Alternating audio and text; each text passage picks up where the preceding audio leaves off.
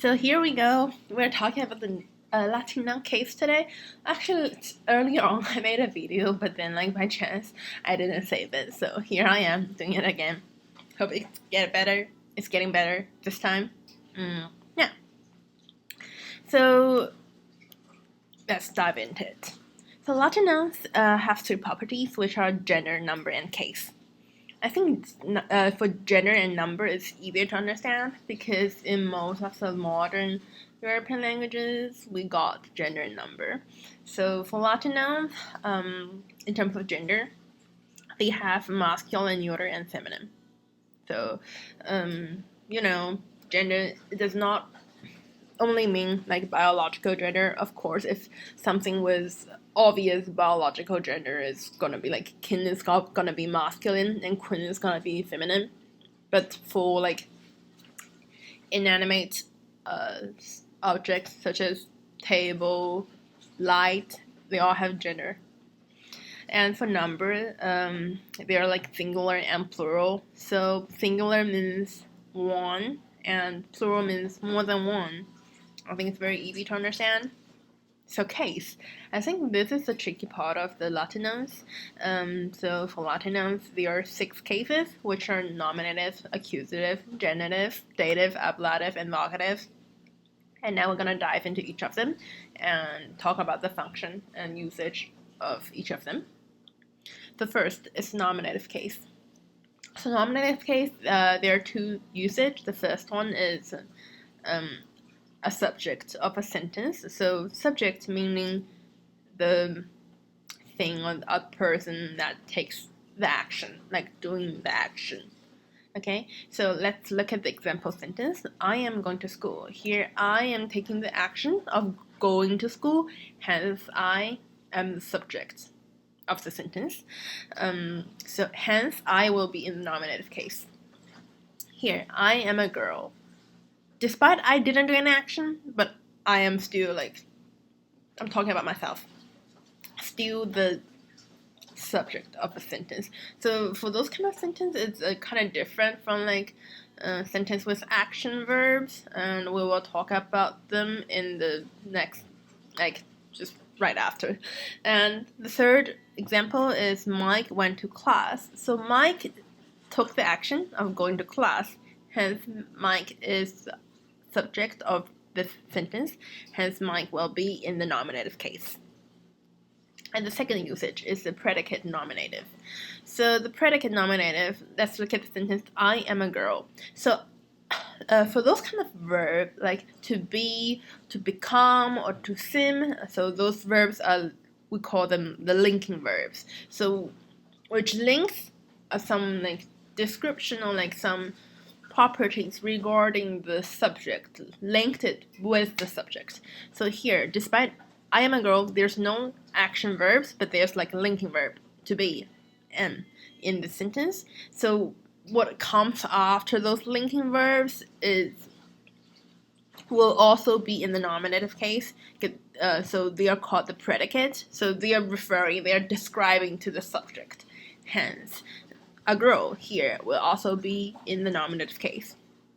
And she will become a doctor. So a doctor is also sort of referring to my subject here, she. So hence, a doctor will be a predicate. Hence, will be in the nominative case.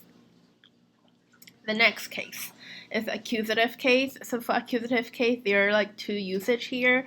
Of course there are more, but then for now we're just talking about the very fundamental ones. So the first usage is for direct object. So we talk about subject, now we're talking about object. So direct object is usually the one that receives the action. So here, she eats an apple. Apple is the object that receives the action of being eaten. Hence, an apple is a direct object in this phrase. Hence, apple will be in the accusative case. And the second function is that accusative case is usually can be used with different prepositions to express motion, such as towards, into, around, etc. And you will learn those sort of preposition and the noun cases after those preposition, like in detail when you study the vocabs. By the way, I'm using this book called Learn to Read Latin. It's by University Press. It's by Killer and Russell. I hope I didn't pronounce their name wrong, but then you can look up. I think it's a very good book. And finally, we're talking about one of the most tricky cases in Latin. I think ablative case and genitive case are the tricky ones among all. So genitive case, we're talking about two usage here. I mean, one is specific, and another one we're just kind of like, okay, there are more to come. So the first one is expressing possession. So we call this function, like they have a name. It's called genitive of possession. So let's look at the sentence, like the phrase, I mean. The plate of my friend. So here, my friend possesses the plate, hence of my friend. Like my friend is the possessor of the plate. Hence my friend will be in the genitive case. And you may realize that here, the preposition of is eliminated when you write out the phrase in Latin. So here, like, the of will just, like, merge into this my friend. So my friend in genitive case also embedded the meaning of like of my friend. Hence you don't need an extra like of before your noun. And here the bag of my mother. My mother possesses the bag. My mother is the possessor. Hence my mother will be in the genitive case. And the second usage of genitive case is used to qualify or limit another noun in a variety of ways. And you will learn those things later in the other sessions. And the next case is the dative case. So here we're talking about generally two usage here.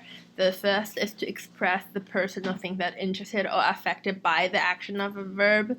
What I mean by that, we call that function the dative of reference. So the sentence I give here is, for us, okay, referring to us, the danger is real. Okay, so here, for us will be in the dative case because, you know, that's danger is real. This thing is like, for me, like, in my opinion, you know, I think. So here, us will be in the dative case.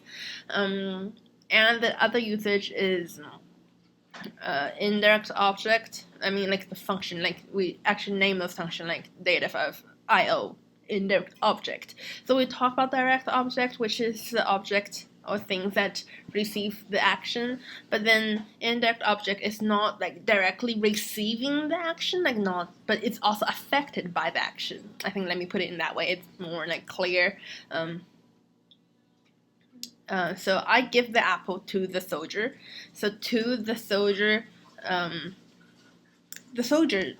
itself, like himself, did not receive this action like of giving, but then like, you know, apple is the object that receives the direct action. Hence, apple will be do, and to the soldier is the indirect object. Also, I will show my book to my cousin. So my cousin here is not. I'm not showing my cousin, right? But the cousin is affected by my action. Hence, cousin is the indirect object here. And also, like, dative can mean like like two or four, like, you know, corresponding to translation of like two or four. I mean, it's pretty clear for us. To the soldier, yeah. So the next one is ablative case. So ablative case, I think it's sometimes it's kind of complicated. So here we're introducing sort of 4 different functions of the ablative case. The first one is like expressing like a separation.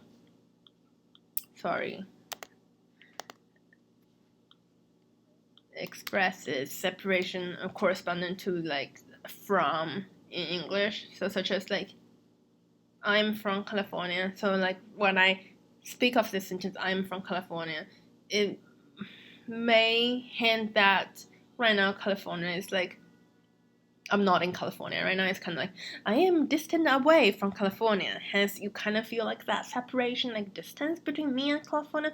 I mean, of course, it also makes sense to like, oh, in California, like, I am from California, you know. But then it's like, oh, he comes from Italy, like from Italy, like that Italy will be in the ablative case. And here you do need use that preposition in Latin as well, which is ab, from. So ab California. So California will be in the ablative case. And the second one is they express like association on instrument. So association, here I think it refers to like with. So in that specific function of like of that ablative case usage is called ablative of accompaniment. So here the sentence is, I went to Rome with a girl. So with a girl will be in the ablative case, and you do need a preposition as well, which is com. Okay, so compuela, that will be with a girl. Okay, and the next function is called ablative of instrument, or it's called ablative of means. I prefer to say like ablative of instrument. It's just like clear for me. So in that usage, like when you use the ablative case in that way, you do not need to use a preposition before your noun, ablative case noun.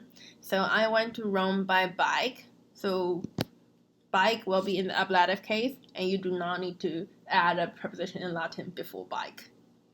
And the last one is expressing location, so such as on, and the preposition we use is in. So do remember, in means on in Latin. If after in it followed by a like ablative noun.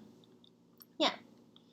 And the last one, I think it's the easiest one to understand. It's just vocative case, and vocative case is used for direct address. So direct address, is just, oh, father, why you're here. So it's like, I am talking to father, like, oh, father, why you're here, like, directly. Okay? Or like, oh, friend, like, oh, my hometown, you know? So it's like, I am addressing that thing directly. So hence, vocative case.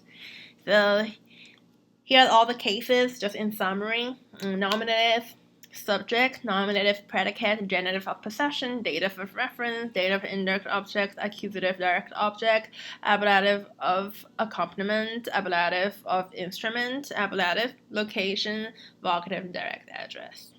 So I hope it is clear for you. And we will talk about the declensions in the next lesson. Thank you.